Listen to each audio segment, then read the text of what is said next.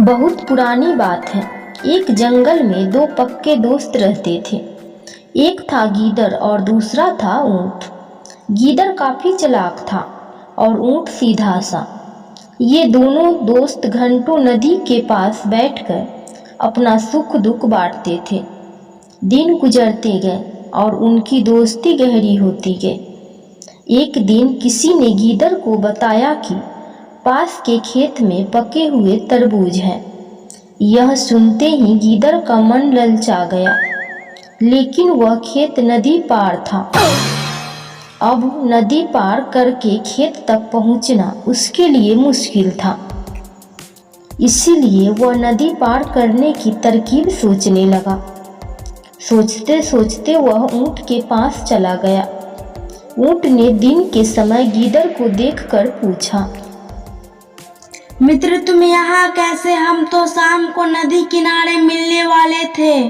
तब गीदड़ ने बड़ी ही चालाकी से कहा, देखो मित्र, पास के ही खेत में पके हुए तरबूज हैं। मैंने सुना है तरबूज बहुत मीठे हैं। तुम उन्हें खाकर खुश हो जाओगे, इसीलिए तुम्हें बताने चला आया। ऊंट को तरबूज काफी पसंद था। वो बोला, वाह, मैं अभी उस गांव में जाता हूँ। मैंने बहुत समय से तरबूज नहीं खाए हैं। ऊंट जल्दी जल्दी नदी पार करके खेत जाने की तैयारी करने लगा। तभी गीदड़ ने कहा, दोस्त, तरबूज मुझे भी अच्छे लगते हैं, लेकिन मुझे तैरना नहीं आता है। तुम तरबूज खा लोगे तो मुझे लगेगा कि मैं भी खा लिए। तभी ऊंट बोला, तुम चिंता मत करो, मैं तुम्हें अपनी पीठ पर बैठाकर नदी पार करवाऊंगा, फिर साथ मिलकर तरबूज खाएंगे।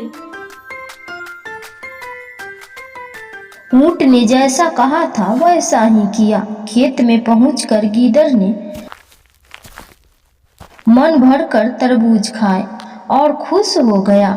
खुशी के मारे वह जोर जोर से आवाजें निकालने लगा। तभी ऊंट ने कहा, तुम शोर मत मचाओ। लेकिन वो माना नहीं।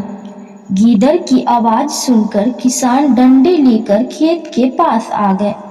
गीदड़ चालाक था, इसीलिए जल्दी से पेड़ों के पीछे छुप गया। ऊंट का शरीर बड़ा था, इसीलिए वह छुप नहीं पाया। किसानों ने गुस्से के मारे उसे बहुत मारा। किसी तरह अपनी जान बचाते हुए ऊंट खेत के बाहर निकला। तभी पेड़ के पीछे छुपा गीदड़ बाहर आ गया। गीदड़ को देखकर ऊंट ने गुस्से से पूछा, तुम क्यों इस तरह चिल्ला रहे थे? गीदड़ ने कहा कि मुझे खाने के बाद चिल्लाने की आदत है, तभी मेरा खाना पचता है। इस जवाब को सुनकर ऊंट को और गुस्सा आ गया। फिर भी वो चुपचाप नदी की ओर बढ़ने लगा। नदी के पास पहुंचकर उसने अपनी पीठ पर गीदड़ को बैठा लिया।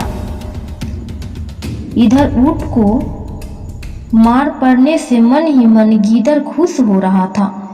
उधर नदी के बीच में पहुंचकर ऊंट ने नदी में डुबकी लगाना शुरू कर दी। गीदड़ डर गया और बोलने लगा, ये क्या कर रहे हो तुम? गुस्से में ऊंट ने कहा, मुझे कुछ खाने के बाद उसे हजम करने के लिए नदी में डुबकी मारनी पड़ती है। गीदड़ को समझ में आ गया कि ऊंट उसके किए का बदला ले रहा है। बहुत मुश्किल से गीदड़ पानी से अपनी जान बचाकर नदी किनारे पहुंचा।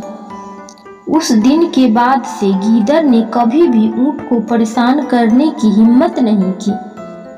कहानी से सीख। ऊंट और गीदड़ की कहानी यह सीख मिलती है कि चालाकी नहीं करनी चाहिए।